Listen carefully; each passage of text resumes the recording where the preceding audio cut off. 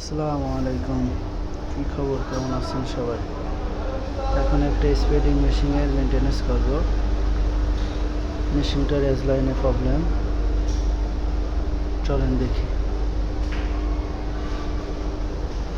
মেশিনটা অন করব। মেশিনটা অন করার পরে মেশিনটা একটু সামনে নিয়ে যাব। মেশিনের নিচে ফেব্রিকে দেওয়া, কাজ করতে অসুবিধার জন্য মেশিনটা সামনে নিচ্ছি।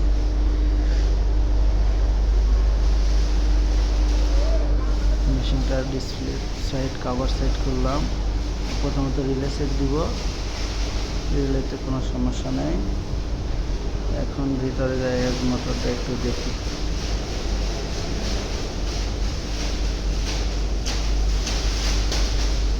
এজ মোটরের কানেকশন প্লাস সব কিছু ঠিক আছে, মনে হচ্ছে এজে কোনো সমস্যা নেই।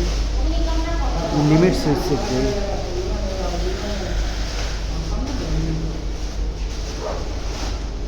লিমিট সুইচে দেখছি একটা তার ছিঁড়া। লিমিট সুইচের তার ছিঁড়া, এটাই প্রবলেম।